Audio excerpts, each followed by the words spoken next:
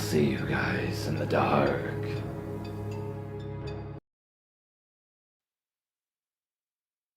When I was a kid, my family and I went for a walk on the beach during midwinter.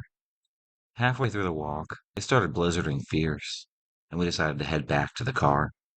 On the way back to the car park, my brothers and I were complaining of being tired, hungry, and thirsty. But my dad, who was born and raised in the area, assured us that there was nowhere to buy food and drinks anywhere near that particular beach. However, as we battled through the white out towards the car park, a building loomed out of the blizzard. It was a strange building.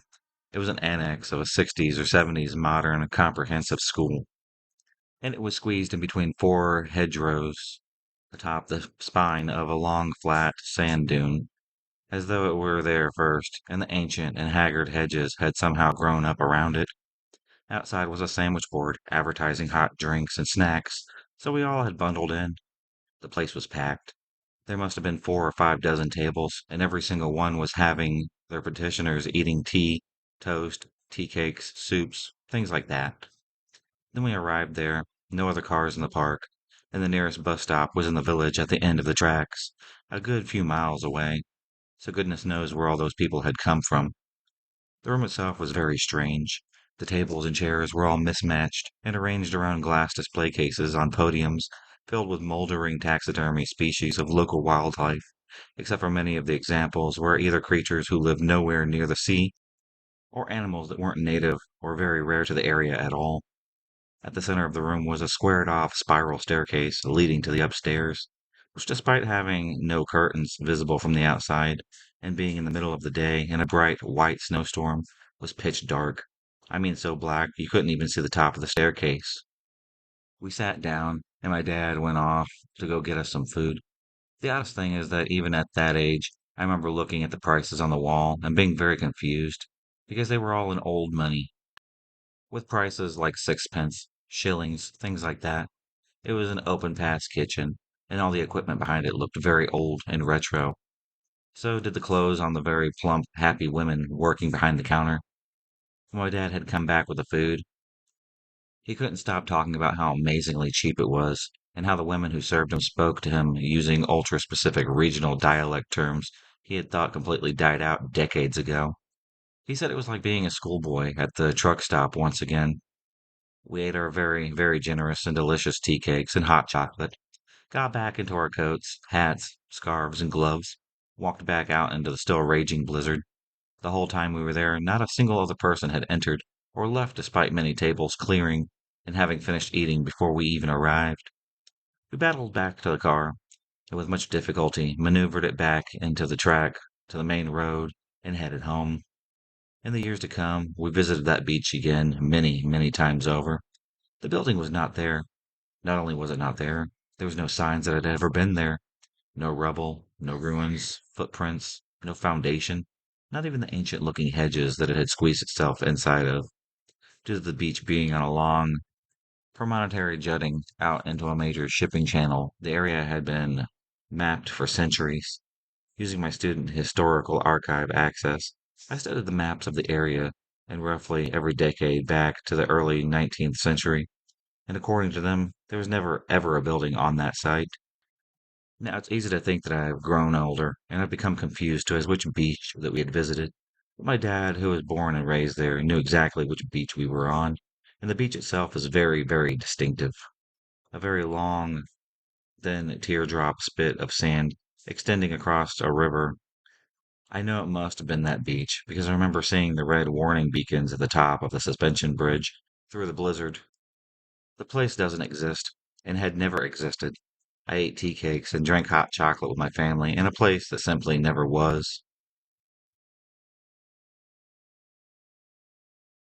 It was storming like mad when I drove home from work at 10 p.m., and I was on a two-lane, 45-mile-an-hour, mostly straight country road with small rolling hills. The area has had a lot of population growth lately, so there's a ton more cars on the road at all hours now. So I'm used to getting stuck behind slow drivers. This road also has deep drainage, ditches on the sides, because it's in a floodplain, and the road surface isn't in great condition either. So there's a lot of deep puddles of standing water because the ditches were already overflowing by the time I left to work. I have ADHD and have a tendency of tailgating on autopilot, so I try very hard not to creep up on people. And the rain was so bad, it was like I was driving through a hurricane, so I left a good amount of space between our cars. The guy behind me was not happy that we were going under the speed limit and goes to pass both of me and the car in front of me, with a tractor trailer coming over the hill in the opposite lane. The guy behind me guns it and tries to burn past us both. I had just enough time to say, "Oh, you dumbass," and my lizard brain must have realized my life was in danger and went on hyper alert or something, because time had slowed down so much. It was like I was watching a movie in slow motion. I see the dude try to speed up around me. He loses traction, hydroplanes a little bit. I'm braking hard, seeing what's about to happen, and sliding a bit as well. But heavy trucks hauling a trailer can't stop on a dime, certainly not in a heavy downpour. The truck driver is leaning on the horn. The guy rips his car back into my lane between me and the car in front of me. I swear to God, he went through the front end of my car. I drive an Elantra, so it's a fairly compact car, but I saw the tail end of his car intersect and pass through my car, like when graphics clip with each other in video games. It looked like he had just drove through me like I was a ghost, or he was a ghost, but the truck had saw him too. I never wished for an onboard camera more than that night, because I just want to verify that I'm not crazy. My proximity sensors were going crazy on my dashboard, so if he had just missed me, it must have been by a micrometer, though my brain can't fathom how it had happened. It makes me wonder in my parallel self in another dimension is now in a body bag in the morgue.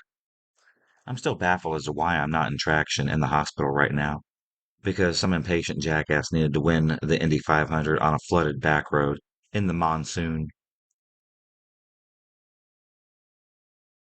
When I was 25, I was driving home from the paint store and was waiting at the stoplight off the freeway exit ramp. While I was waiting, I heard brakes of a car screeching behind me. When I looked in my rear mirror, I saw a car about to hit my vehicle. The next thing I know, I'm outside of my SUV. I see the paint extension pole that I had just purchased went right through my skull. Blood, brains on the windshield. I remember just looking at the wreck. I wasn't scared. I wasn't feeling anything at all. Then the next thing I remember, I'm sitting back inside of my car again. I hear the screeching brakes of a car behind me again. I look in the mirror, and the car looks like it will hit mine. But the car moves to the left, passes by mine without hitting it, went through the red light, and managed to avoid crashing into anything. When the car passed me on the left, I swear the person in the passenger seat was looking at me with a look of surprise, or even horror. In my mind, I imagined they remembered or saw what I had saw. I remember sitting at the light for a few seconds thinking, what just happened? It was such an odd thing to witness or make up in my own head. I never had anything like that happen to me before. When the light turned green, I just drove myself home.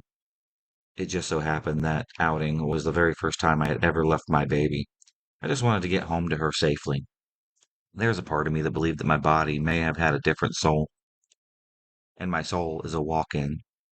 The accident was for the previous soul to experience the death, and my soul came into my body to live the rest of my life in this body. From what I have been told, walk-ins do spend time with the previous soul, so that they are familiar with the life, and the previous soul does stay for a while to assist the new soul in the body, until integration at least. People who saw me after this did tell me how much I had changed. Mind you, I just got married and had a baby, so that changes a person too. But one odd thing was that my hair used to be dark, huge, and curly. Then after this had started, it straightened up and turned gray. When I was a kid, my younger brother and I shared a bedroom. We had two single beds on opposite sides of the room. One night before going to bed, my mom, younger brother, older brother, and I were getting our uniforms ready for school for the very next day. My mom took my youngest brother's school trousers, laid them out on top of my bed. I don't mean just flopping them down. I mean assigning the creases and smoothing them out. Then her, me, and my younger brother sat down on the edge of the bed to listen to something my older brother was trying to say. He was sitting opposite of us on the edge of my younger brother's bed. He said something that made us laugh, and as we were all chuckling, our final chuckles, Mom, my younger brother, and I had looked back at my younger brother's school trousers, as we still had to find his shirt. They were gone. They vanished, completely disappeared. We stripped the bed, We took off the mattress, searched underneath the bed by both hand and eye. They weren't there. Now remember, this whole time my older brother was facing us. If anything had taken them, or they'd somehow got up and walked off by their own accord, he would have seen it. I remember it causing some mild mayhem because my younger brother had ripped his main trousers earlier that day, so the ones that were laying out there were his spare. Now that they'd vanished, my mom had to send him to school in his shorts the next day, despite being mid-October. We didn't even find them when we moved to the house the very next year. They simply popped out of existence entirely.